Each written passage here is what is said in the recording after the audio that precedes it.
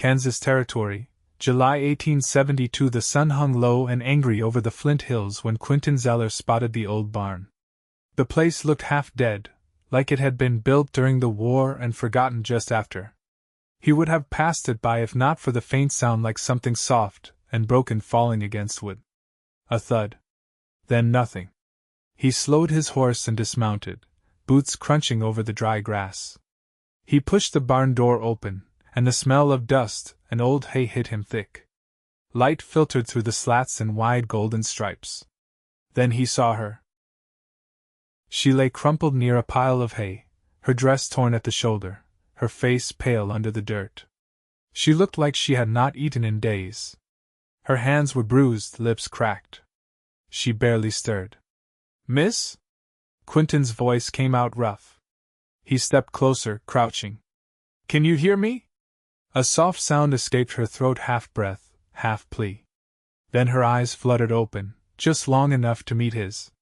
"Help!" she whispered before her body went limp. Quentin moved fast. He slid one arm beneath her knees, the other behind her back, and lifted her as careful as he could. She was light. Too light. Outside, his horse shifted nervously, sensing the urgency. Quentin held her close as he mounted, steadying her against his chest with one arm as he took the reins with the other. He rode hard, heading toward his small ranch an hour east. He did not know who she was. But he knew what she looked like, someone who had been running too long, someone who had been left behind. She woke the next morning in his bed, tucked beneath a faded quilt. Her eyes blinked open, slow, adjusting to the light. Quentin was across the room at the stove, pouring hot water into a tin cup. "You are safe," he said, not turning. "You fainted in a barn. I brought you here." She sat up too fast and winced. "Take it easy," he said, walking over with the cup. "Drink. You were real close to giving up." She took the cup, her fingers brushing his. Her eyes searched his face with quiet caution. "My name is Quentin Zeller," he said. "This is my land. No one else around for miles." She hesitated. "I am Zadie Oakes." Her voice was soft, but steady now. She looked maybe 20, maybe a little more. Her eyes held something old, though. Something tired. Quentin nodded once. "You hungry?" She nodded back. He handed her a plate of cornbread and a few strips of bacon he had saved from the morning fry. She ate slow, like someone not used to full meals. "You got family?" he asked. Her hand paused halfway to her mouth. "I had 2 children," she said. "A boy and a girl. Hattie and Henry." Quentin set down his cup. "They were taken from me. By my husband's brother. After my husband died. Said I was unfit. Said I was not right in the head after the fever. Then he disappeared with them. I have been looking for a year now."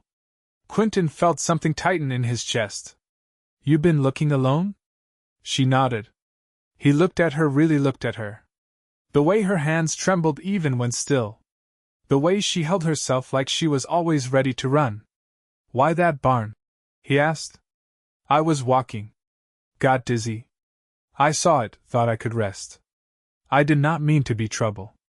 "You are not trouble, Zadie," Quentin said. She looked up at him, something unreadable in her gaze. He cleared his throat.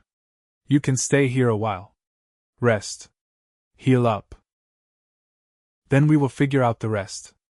Her eyes filled, but she nodded, blinking them back. "Thank you." Days passed. Zadie slept more. Ate more. Her bruises faded. She moved better. She even laughed once, real soft, when Quentin burned the stew and tried to pretend it was meant to be that way. He found himself watching her when she did not notice. The way she brushed her hair behind her ear, the way she sometimes stood at the window and whispered both children's names like a prayer. One evening, as the sun settled over the hills, they sat on the porch in silence. Quentin carved a bit of wood while Zadie held a cup of tea between her palms. "Why did you help me?" she asked suddenly. Quentin looked up. "Because you needed it. But you did not know me." He looked at her steady. I know what it feels like, being left behind. She held his gaze, her eyes softer than he had seen them yet. I almost did not make it, she said. That day. I was ready to stop walking. But you didn't, Quentin said. You kept going. That counts for something. She looked down at her cup, then back at him. I think I wanted someone to find me, she said. And you did. They sat quiet a while longer, the sky turning to deep blue above them. That night, Quentin could not sleep. He kept seeing her in that barn, small, broken, nearly gone. And now she was here. Alive. Smiling sometimes. Calling his name when she needed something. He rolled out of bed and stepped onto the porch. The night breeze was cool, the stars bright above. Then he saw her, Zadie, sitting on the steps in her nightdress, hugging her knees. You all right? He asked gently. She nodded. Just thinking. He sat beside her. I keep wondering if they are safe, she said. If they remember me. If they think I left them. They know you did not. She looked at him, her voice trembling. How can you be sure? Because you are their mother. And you are still walking, even with your feet bleeding. That is not something children forget. She looked away, her shoulders shaking. He hesitated, then put a hand on her back. She leaned into it, just a little. They sat that way for a long time, until the first light of morning touched the hills. A week later, she helped him repair the fence. She worked with quiet focus, sleeves rolled up, hair tied back.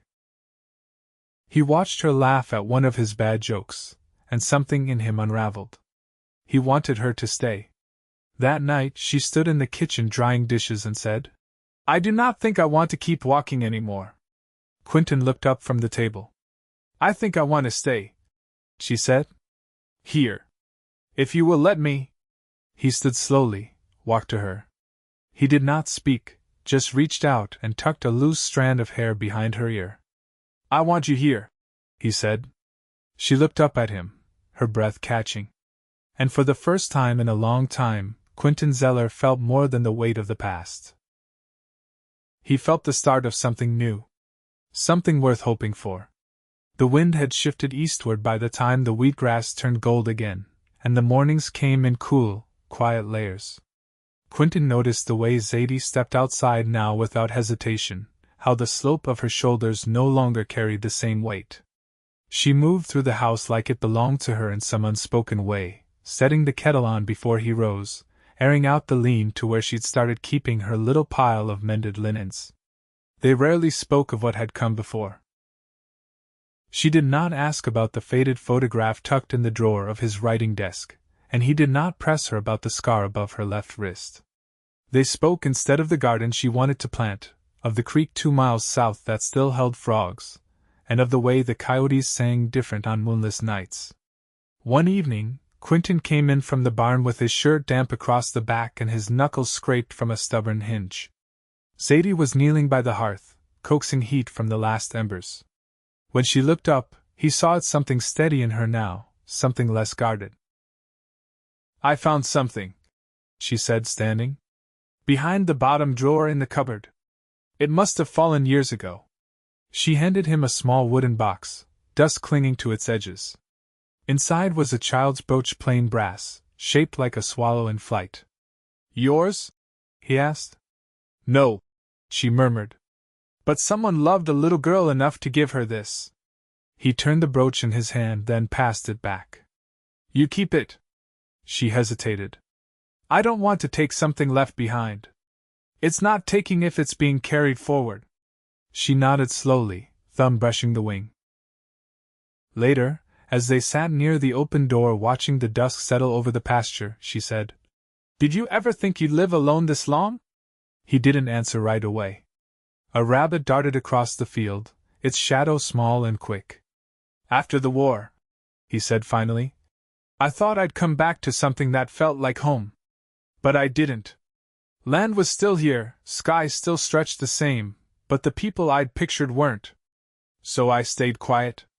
Built fences. Dug wells. Figured if I kept moving my hands, the silence wouldn't feel so heavy. She didn't look at him, but he saw her fingers curl around the hem of her sleeve. I used to hum, she said, when I'd rock them to sleep. Just little tunes from my mother.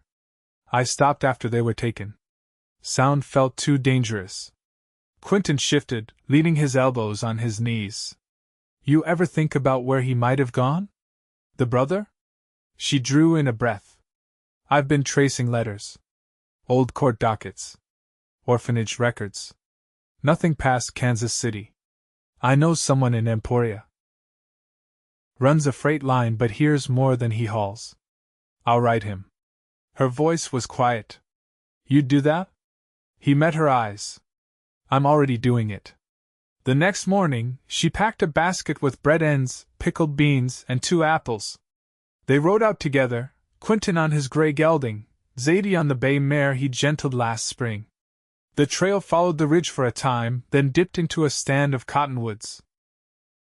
They ate at midday beside a dry creek, and he told her about the time a steer had broken through the north fence and wandered nearly to Abilene before a preacher's boy spotted him in the churchyard. She laughed, her teeth white against sunburnt skin. That must have been a sermon to remember. They looped back home just before sundown. Quentin unsaddled the horses while she carried the basket inside.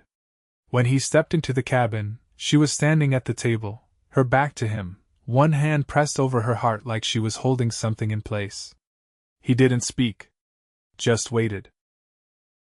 After a moment, she turned. I looked at the brooch again, she said. Made me think of Hattie's laugh. It used to come out of her like a hiccup. Always startled her. He crossed the room slowly and set his hand on hers, still resting on the table. I'll help you find them, he said. Whatever it takes. She looked at him then, and he saw the part of her that had stopped waiting, the part that had begun to believe. I know you will, she said. And with that, the last of the lights slipped through the window, painting the floor in soft gold. Neither of them moved, but something between them did, quiet and certain, like spring water finding its way through rock. The letter from Emporia came tied in twine and stained with dust at the corners. Quentin found it tucked between sacks of feed on the porch, where the freight driver must have left it before sunup. He turned it over once in his hand before stepping inside. Zadie stood by the stove, sleeves rolled to her elbows, pressing dough into a shallow tin. She had started baking in the early hours, the cabin warmed with the smell of lard and flour. Her hair was pinned back with a bit of cloth she'd sewn into a ribbon, and her fingers moved with quiet certainty over the dough's surface. He held out the parcel. It came. She paused, her eyes fixed on the paper. You read it first. He shook his head. It's yours to open. She dried her hands on her apron and took it slow, slipping the twine loose and unfolding the letter with care. Her lips moved soundlessly as she read. When she looked up, her eyes had gone distant. He saw 2 children fitting their ages at a camp west of Salina, she said. Traveling with a man calling himself Porter Oakes. That's my husband's brother. Quentin stepped closer. When? 6 weeks ago. He said the children looked well enough, but thin. Said the boy had a scar on his temple. She swallowed. From falling off the porch step when he was 4. Quentin reached for the map he kept rolled in the bureau drawer. They spread it across the table, fingers brushing as they smoothed the edges. That camp won't still be there, he said. But they'll leave a trail. That part of Kansas doesn't hide foot traffic easy. I can't wait another year, she said. I have to try. You won't be going alone. Zadie didn't answer right away. She touched the edge of the map like it might burn her. If I find them, she said, they might not remember me. They will. And if they do, they might not forgive me. He folded the map again, slower this time. Then you'll remind them what kind of woman their mother is. She looked at him then, not with fear, but something close to resolve. I'll need to learn how to shoot, she said. If we're riding that far. I'll teach you. And how to read a trail. I'll teach you that too. She nodded. Then we'd better start tomorrow. They rose earlier now. Before the rooster, before the light crept past the hills. Quentin set up bottles on the fence posts, and she learned to hold the pistol steady, wrists locked. Her first shot missed wide. The second came closer. By the fifth, she clipped the edge of a jar and watched it tumble into the grass. She didn't smile, but she lifted her chin. That afternoon, he took her north of the property where the land sloped and the brush grew thick. He pointed to tracks in the dirt: deer, raccoon, an old wagon rut nearly faded, and she studied each with the same focus she'd once given to mending tears in her dress. "You're not afraid of much," he said, crouching beside her as she traced a hoof mark. "I'm afraid of almost everything," she said. "But I'm more afraid of staying still." They camped by the river 2 days later, testing how far she could ride. At night, she curled beneath the borrowed blanket and listened to the wind move through the cottonwoods. Quentin brewed coffee over a low fire and told her how he'd once tried to trap beaver, failed miserably, and came home soaked to the waist with nothing but a snap snare line. She laughed then, real and unguarded, the sound curling into the dark like something sacred. "Why didn't you leave this place?" she asked, staring up at the stars. "Didn't know where else to go? Didn't want to?" "Maybe." She turned on her side, facing him. "And now?" He stirred the coals with a stick. "Now I've got a reason to go." She didn't speak. Just watched the firelight catch along his cheek and brow, softening the wear time had carved there. In the hush that followed, she reached across the blanket and laid her hand on his. Neither of them pulled away. By early August, the hills turned the color of old parchment, and the heat settled in like a hell breath. Zadie spent the morning stitching saddle blankets from coarse flax linen Quentin had stashed in the barn loft. She sat beneath the cottonwood near the well, needle rising and falling in a rhythm that steadied her thoughts. Quentin worked in the corral, training a younger gelding to take weight without flinching. He moved slow, voice low, his patience stretched taut but never fraying. When the sun lowered, she brought him a tin cup of water and leaned on the fence. "You ever think about what comes after we find them?" she asked. He wiped his brow with the back of his hand, then took the cup. "Sometimes." "Tell me." Quentin rested his arms across the top rail. "I think about building a room off the north wall. Something with real windows. Hattie could read in the light. Henry might take to carving, if he's anything like his father was." Zadie watched his face, quiet. "You'd have to teach me about planting, if we ever wanted a proper crop," he added. "You'd have to teach me how to stay in one place," she said. They stood like that, dusk creeping in, and for the first time she didn't feel the old pull to run when the silence stretched. That night they sat on the floor beside the hearth, sorting through a pile of old maps Quentin had gathered from a county agent years back.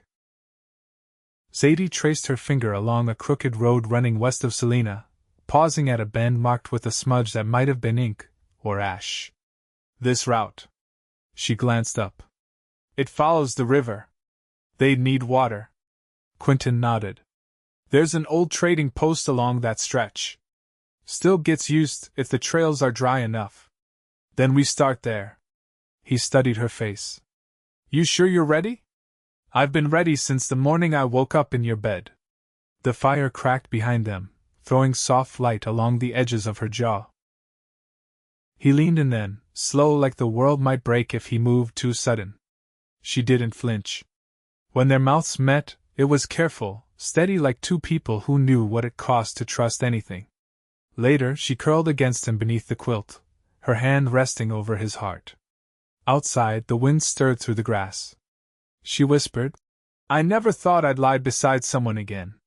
He pressed his mouth to her forehead. "You're not just beside me. You're with me."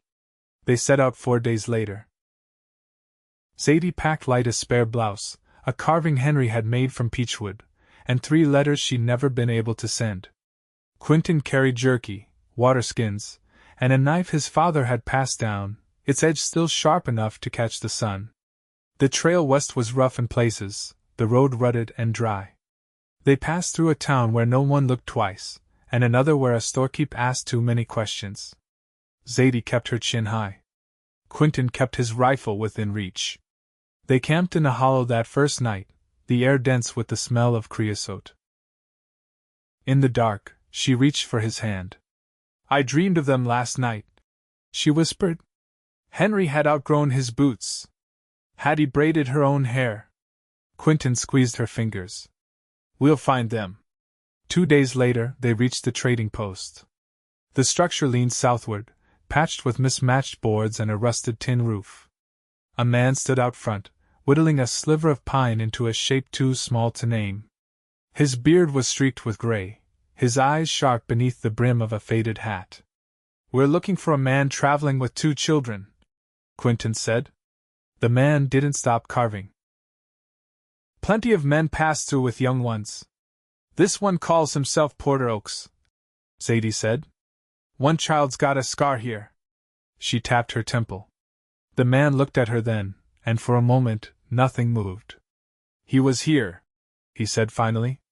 "Camped just east of the ridge, near the limestone bluff. Left 5 days back. Headed towards Smoky Hill." Zadie's breath caught. "Did the children look well?" "They didn't speak much." The girl watched everything. The boy limped a little. Quentin's jaw tightened. "Was he dragging them?" "No," the man said. "But he don't strike me as a man who asks what folks want." Zadie stepped closer. "Can you show us the camp?" The man nodded toward the edge of the trees. "You'll find the fire ring still warm in the dirt." They rode there before nightfall. The ashes were cold, but the shape of the camp remained. A circle of stones. A half-buried can. A girl's ribbon, caught in a thistle.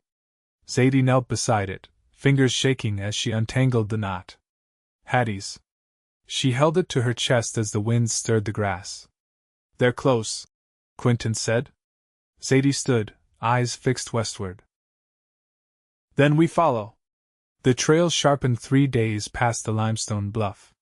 Zadie rode in the lead now, her eyes quick on the tracks, the way grass bent or didn't, how the soil held the shape of a boot with a turned heel. She didn't ask Quentin to confirm what she already knew. They were gaining on them. They left behind the trading post and cut through low country, where the river narrowed and the cottonwoods thinned to willow. It was harder country, dustier, and the wind carried less scent. They passed a homestead with broken windows, long abandoned, and slept one night in its root cellar when the sky turned sudden with lightning. Quentin kept his rifle close, but no one came. On the 5th morning, Zadie spotted a piece of cloth caught on a mesquite branch. She pulled it free, rubbed it between her fingers. "It's Hattie's," she said. "It used to be part of her petticoat." Quentin took it, examined the tear. "Snagged recently?" "Within a day." They pressed on. By dusk, they reached a ridge that overlooked a narrow gulch. Smoke curled faint from a campfire far below, tucked against the rocks where the sun wouldn't touch it long. Zadie dismounted without a word and dropped to her belly near the edge. She stayed still for a long time. Then, "It's them." Quentin lay beside her. A man hunched near the fire, stirring a pot with the handle of a knife. 2 children sat nearby, facing away. The girl's braid was loose, the boy's shoulders narrow beneath a worn coat too big for him. Zadie didn't cry. She didn't breathe. Then she stood. "I'm going down." Quentin caught her arm. "Wait for night. You'll need cover." She nodded once, and they backed away from the ridge together.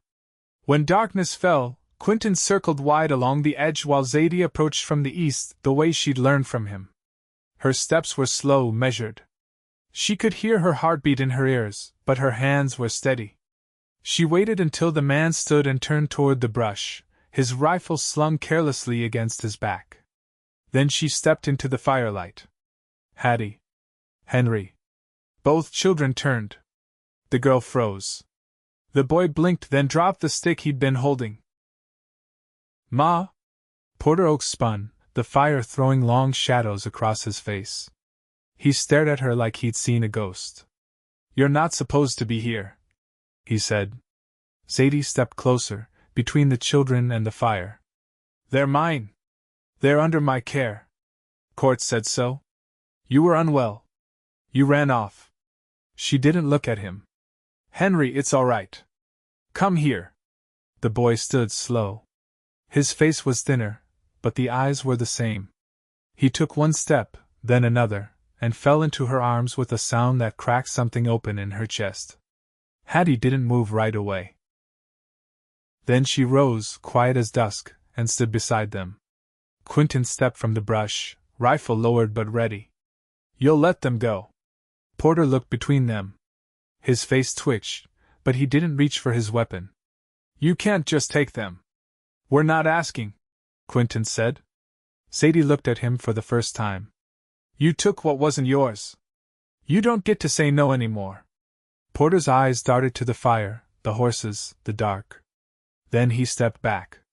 Take them, he said. They've been nothing but trouble. Zadie gathered Hattie's hand, wrapped her arm around Henry's shoulders, and didn't look back as they walked away. Quentin followed behind, his gaze never leaving the firelight until it disappeared. They made camp 2 miles off, beneath the lean of an old rock shelf. Zadie built the fire while Quentin unpacked the blankets. The children sat close, not speaking much, but not pulling away either. Later, after they'd eaten and the stars came out, Henry curled against her side and fell asleep with his thumb tucked beneath his chin just like he used to. Hattie stayed awake longer, watching the fire. I thought I'd never see you again, the girl said. Zadie brushed the hair from her forehead. I never stopped looking. Hattie leaned in slowly, resting her head against her mother's shoulder. Quentin sat across from them, hands loose around his knees. Zadie met his eyes, and something passed between them that didn't need words. They returned to the homestead near the Flint Hills 10 days later. The house looked smaller with 4, but warmer too. Quentin built bunks for the children in the northeast corner. Zadie planted sweet peas along the fence. Hattie asked for paper and charcoal. Henry took to following Quentin through the fields, mimicking how he walked, how he checked the sky. One evening, Zadie stood on the porch, watching the last of the sun bleed into the grass. You're quiet, Quentin said, stepping beside her. I keep waiting to wake up. He touched her hand. You don't have to anymore. She turned to him. You've given me more than safety. You gave me something back, too, he said. The part that wanted more than quiet. She smiled, full and certain, and leaned into him. Weeks passed. The children laughed more. Hattie drew a picture of the valley and hung it by the door. Henry carved a horse from an old pine block and gave it to Quentin without a word. He kept it in his coat pocket. By the first frost, they'd settled into a rhythm that felt like breath. One night, as the wind howled low through the chimney, Quentin knelt beside the hearth, pulled a small ring from his pocket, and set it in Zadie's open palm.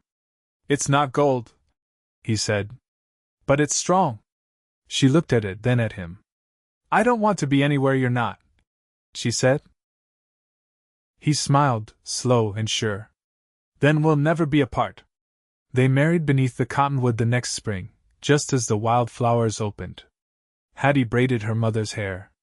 Henry stood beside Quentin and held the ring until it was time. The preacher said the words, but they'd already made their vows, and every mile walked, every silence shared, every hand held through the dark. When Quentin kissed her, it was not careful. It was whole. And the children clapped, and the sun rose high, and nothing was missing anymore. That summer, they built the north room. The glass panes took a week to haul in, but Hattie sat by them every morning, reading aloud while Henry carved animals from driftwood. Zadie kept a loaf rising on the windowsill. Quentin came in with dust on his boots and a kiss for her cheek. Their home filled with warmth that didn't ask for proof. Their love grew steady, not rushed, not loud, but deep as the roots beneath the prairie. They lived long, and they lived well. And they never had to walk alone again.